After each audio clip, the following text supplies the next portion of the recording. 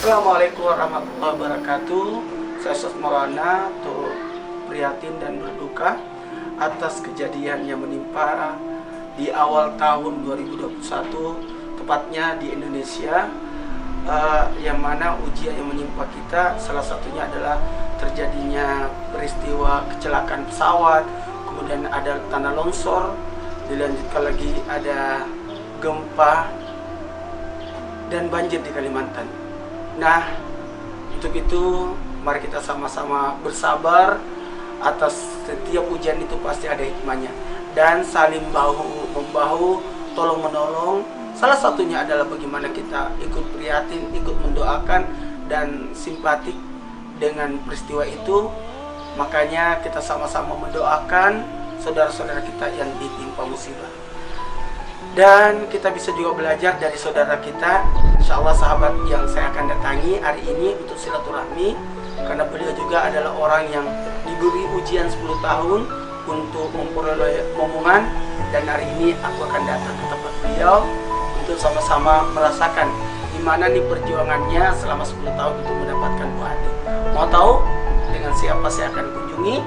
Kita ikuti sesaat lagi. Yuk, kita berangkat.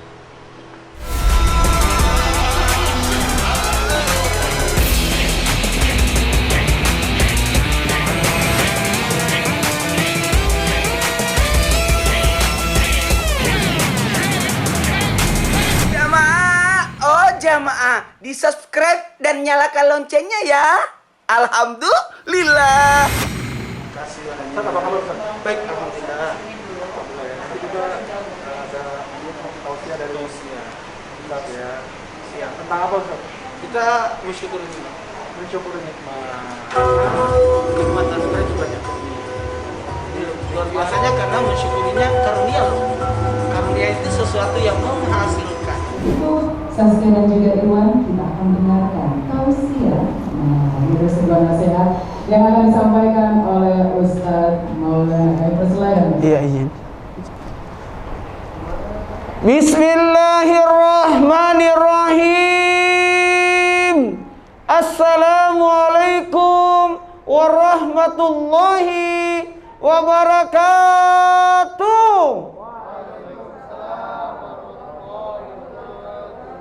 Amma ba'd, kepada semuanya, keluarga besar Irwansyah, Saskia, Masya Allah, Tabarakallah, Jazakallah, semuanya sudah hadir semua. Karena durasi ceramahnya cuma 7 menit, jadi harus banyak ya.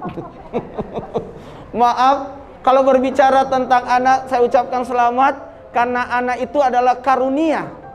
Kata karunia itu luar biasa. Karunia itu anugerah yang luar biasa. Makanya kalau kita keluar masjid, Allahumma ftahli abwaaba fadlika. Kenapa dikatakan fadlika, karunia? Karena yang menghasilkan, yang memperoleh. Karena ketahuilah, anak itu Allah titipkan sebagai amanah kepada kita. Di dalam Al-Quran ada 4 bentuk anak. Ada anak merupakan ujian, ada berupa sesuatu yang menyenangkan, perhiasan, bahkan qurratul ayun, artinya menyenangkan mata hati kita. Dan ketahuilah, nauzubillah, mudah-mudahan tidak menjadi musuh buat kita. Dari 4 anak ini, mudah-mudahan, makasih banyak tadi sudah dibacakan surah Yusuf. Kenapa surah Yusuf? Sebenarnya surah Yusuf itu, isi kandungan dari surah Yusuf itu, kalau kita baca terjemahannya, maknai artinya, sebenarnya surah Yusuf itu mengantarkan buat kita untuk mengenal bagaimana cara mendidik anak. Sekali lagi, cara mendidik anak. Karena anak itu alhamdulillah dibentuk. Itu bahagian daripada kekuasaan Allah, ditempatkan di rahim seorang ibu yang penuh kasih sayang. Makanya Rabbi la tazarni fardan wa anta khairul warisin. Ya Allah, janganlah engkau membuat aku hidup menyendiri, berikan aku perwaris yang terbaik. Jadi ketahuilah, kata terbaik di sini banyak makna. Allah berikan di saat yang tepat, di waktu yang tepat, kepada orang tua yang tepat. Karena Allah tidak akan mungkin memberikan kita sesuatu yang tidak mungkin kita jalankan. Selamat, Masya Allah, Tabarakallah. Sekiranya dikasih awal-awal mungkin, tapi Allah mau melihat kesabarannya, ketabahannya, kegigihannya, usahanya. Masya Allah. Ini kayak pengantin baru memang ya. Kayak baru tahun ini. Ya nggak kerasa. Ini nikmat yang luar biasa, Masya Allah, tabarakallah. Nah, berbicara tentang anak, ketahuilah anak itu dibentuk 4. Siapa yang membentuk anak? 4. Yang pertama, ayah sebagai penanggung jawab. Yakinlah, makanya surah Yusuf itu kedekatan antara ayah dengan anak. Anak itu berusaha menceritakan mimpinya kepada ayahnya. Artinya, orang tua harus mendengarkan ucapan anak. Hati-hati, jangan sampai anak tidak percaya sama kita sehingga mimpinya tidak mau diceritain. Jadi usahakan anak itu dekat. Ada ayah penanggung jawab, ibu sebagai pemberi kasih sayang. Jadi kasih sayang, ibu itu luar biasa. Makanya doanya ibu itu 3 kali lipat. 1 sampai 4 bulan doanya ya Hayyu ya Qayyum. Tapi 4 sampai 9 bulan ya Musawwir, ya Musawwir, ya Musawwir. Itu zikirnya. Ya Musawwir artinya yang membentuk, dibentuk sempurna. Ya Musawwir, ya Musawwir, ya Musawwir. Jamaah yang dimuliakan oleh Allah, sehingga insya Allah Allah mudahkan. Karena ketahuilah, mohon maaf, anak itu amanah, berarti nanti kita kelak akan bertanggung jawab atas anak itu. Satu saja, doa yang paling mujarab, Rabbi habli minas solihin. Kenapa mudah sekali? Rabbi habli minas solihin, doanya Nabi Ibrahim. Berikan aku anak yang soleh. Apa artinya soleh? Soleh itu berfungsi, soleh itu berguna, soleh itu bermanfaat. Jadi anak yang bermanfaat. Mau jadi apa terserah, yang penting soleh. Mau jadi polisi, tentara, dokter, insinyur, artis atau apapun, yang penting satu titiknya, jadikan anakku anak yang soleh. Amin, amin. Dan ingat ya, doa ibu itu 3 kali lipat dibanding doa ayah. Makanya kenapa? Karena mereka, sang ibu ini memiliki kemuliaan diantara, mohon maaf ya, kalau ibu itu kemuliaan, kalau bapak itu kedudukan. Apa bedanya? Ada tanggung jawab sebagai seorang ayah. Ingat ya, kasih ibu yang terbaik, artinya ibu saleh, kemudian kasih nama yang terbaik buat anaknya. Karena nama itu adalah doa. Nanti kelak tanggung jawablah atas diri anak. Baik itu tanggung jawab akan nafkahnya, mohon maaf, apa yang dimasuk ke dalam tubuhnya. Karena hati-hati, anak itu cerminan dari apa yang dia makan. Makanya kenapa kita tidak memakan binatang buas? Supaya kita tidak bersifat binatang buas. Kenapa kita tidak makan binatang yang menjijikkan? Supaya kita tidak berlaku seperti yang menjijikkan. Jadi makanan-makanan yang halalan, bukan saja halal, tapi thayyiban. Jemaah yang dimuliakan oleh Allah, satu hal buat kita, ada lagi yang membentuk anak. Ada 4 kan? Yang pertama adalah ayah sebagai penanggung jawab. Jadi ayah dimanapun yang lagi nonton, ingat ya, ayah itu bertanggung jawab loh. Kalau ibu madrasatul ula, maka bapak adalah kepala sekolahnya. Nabi meninggal, ayahnya dalam kandungan Nabi. Tapi ketahuilah ada ayah pengganti Nabi. Siapa itu? Abu Thalib, Abdul Muthalib. Jadi sosok ayah harus ada sebagai penanggung jawab. Ada lagi ibu memberi kasih sayang, tapi ada lagi. Yang ketiga, apa itu yang ketiga? Lingkungan yang membentuk. Dengan siapa dia bergaul, hati-hati loh, karena dibentuk oleh lingkungan. Ada penyakit sosial. Dan yang keempat, mohon maaf, yang mengisi anak. Apa yang mengisi anak? Bacaan. Maka penting dengan siapa, di mana dia dapatkan ilmu. Saya suka ini, kalau ada sosok ayah yang sudah mempersiapkan bekal-bekalnya buat anaknya.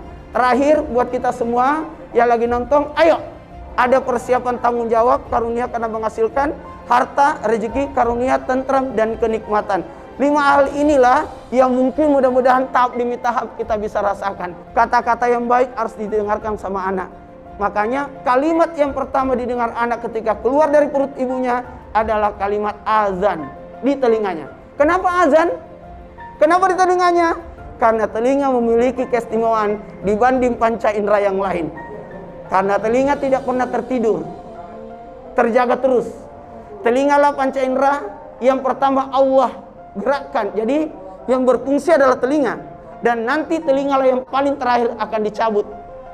Hilang panca indera itu. Jadi keistimewaan telinga itu, makanya perdengarkan kalimat-kalimat yang luar biasa. Anakku, doakan. Doakan. Kalau perlu masih dalam kandungan, diperdengarkan ayat-ayat suci Al-Quran. Sehingga anak itu berjiwa, bersifat seperti Al-Quran. Makasih banyak. Mudah-mudahan orang tua dimanapun berada menjadikan ini adalah pembelajaran besar buat kita. Bahwa sebenarnya, mohon maaf, anak itu datang kepada kita dan akan menjadi tanggung jawab kita. Bukan hanya di dunia, tapi bahkan akan menjadi tanggung jawab kita di akhirat. Ada anak yang melanjutkan kebaikan kita. Ingat ya, kita ini orang tua, kira-kira tinggal berapa masa, tapi anaklah yang menurunkan kebaikan-kebaikan kita, amalan-amalan kita. Laki-laki perempuan terserah. Laki-laki anak kebanggaan, perempuan anak kesayangan. Dan jadikan itu sebagai amanah dari Allah, semua adalah kebaikan. Jazakallah, ini yang dapat saya sampaikan. Mari kita sama-sama berdoa, mudah-mudahan menjadikan anak yang soleh. Rabbil tasardi fardan wa anta khairul warisin. Amin amin ya rabbal. Terima kasih. Allah adalah siratal mustaqim. Assalamualaikum warahmatullahi wabarakatuh. Jamaah. Oh jamaah. Alhamdulillah.